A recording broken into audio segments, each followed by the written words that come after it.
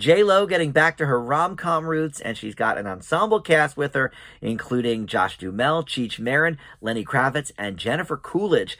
Let's talk about Amazon Prime's Shotgun Wedding.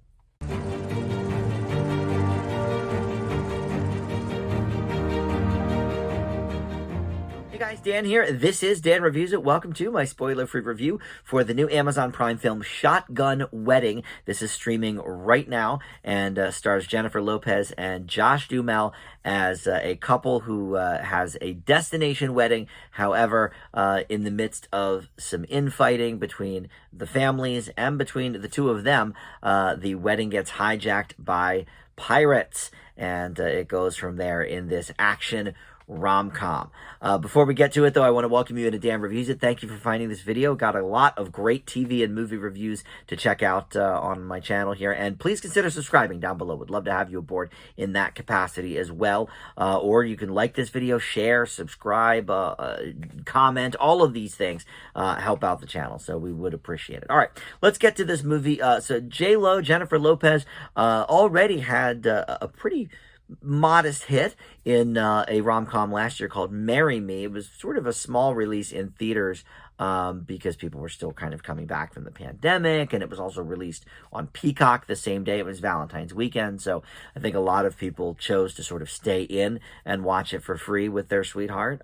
So hard to really tell, what kind of a hit that was, but I think for the most part, people enjoyed that movie. I gave it a pretty positive grade, somewhere in the B range.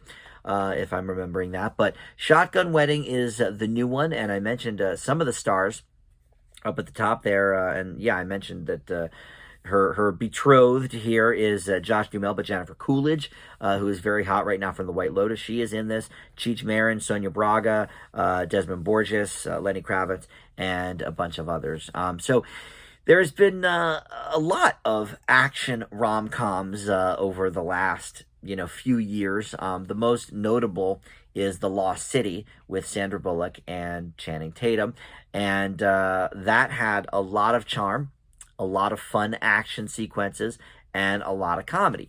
This has none of those things. And look, I like Jennifer Lopez as an actress. I do. Is she as talented in the acting department as Sandra Bullock? I don't think so. Now, could Sandra Bullock release, a multi-platinum record? Probably not. Or do a, great Super Bowl halftime show? Probably not. So, look, they both have their strengths here. But this is just not that well written of a movie. I will admit there's a couple of laughs. But, I think when you're comparing the two, these are certainly on the lower end of the acting scale from Sandra Bullock and Channing Tatum. And I like Josh Duhamel, too. There's nothing wrong with him. But, there was so much about this movie that just kind of was very, very below average for me. Let's talk a little bit about the action sequences, because there are some bad CGI sequences. Specifically, well, because, it's this beautiful island destination, and I assume they probably did film it overseas, in some, lush island or whatever.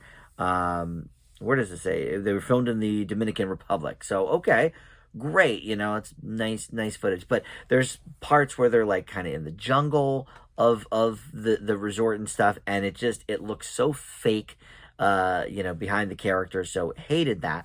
In terms of the comedy, it was slight.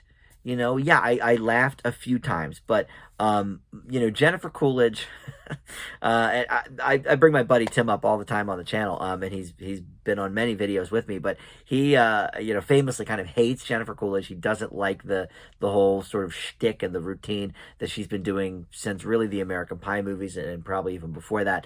And I have to say, it is starting to get to me as well. The White Lotus, I think, kind of put it over for me. I liked her character in the first season. I never watched the second season, but and her character is, sort of integral to that first season. But she's doing a mixture here, and I'm not even sure what it is. She's doing a mixture of the breathy, sort of dumb blonde shtick that she always does, mixed with some sort of bizarre accent that I don't quite understand. It fades in and out the whole movie. So that really was not doing it for me. She plays the mother of Josh Duhamel, so that's sort of why she's at the wedding here. But yeah, I didn't quite buy the character. She was kind of annoying, I have to admit, and I'm a fan, back from the American Pie Legally Blonde days.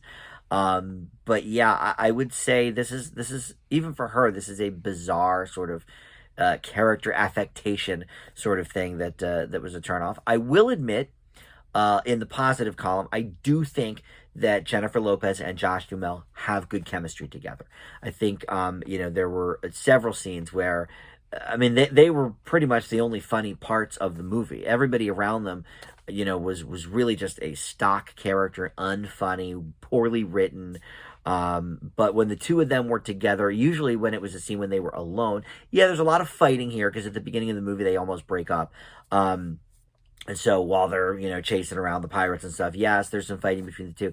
Then that gets maybe a little bit stale. But it's nothing we didn't really see in The Lost City or some of the other action rom-coms out there. So I can't really, take off too many points for that because I do think they had good chemistry. So I'll give them that. But they were the only two interesting characters. Everybody else was so stock. I will say Lenny Kravitz probably should get more acting roles. He was great as Cinna in The Hunger Games, and he's done a few things. I think was he in Precious? No, well, Mariah Carey was in Precious, I know that. But anyway, he's popped up in a couple of things, and he could get more acting roles. I don't think he's particularly well written here, but it's all right.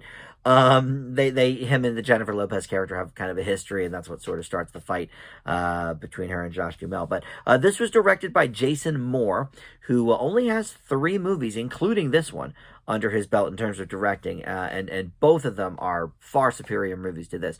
Pitch Perfect, the original one, and then Sisters, which is a very forgotten movie. Nobody talks about that anymore, but it was Tina Fey and Amy Poehler, and I forget, was Bobby Moynihan maybe was the guy? It was one of the other SNL guys. But it was pretty funny. It was a good movie, but, kind of came and went. And then this is, the third one that he's directed. The worst of the 3 for sure. Look, I got a few laughs. I think there is some good chemistry here.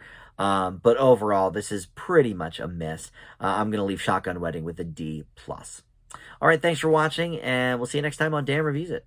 Bye.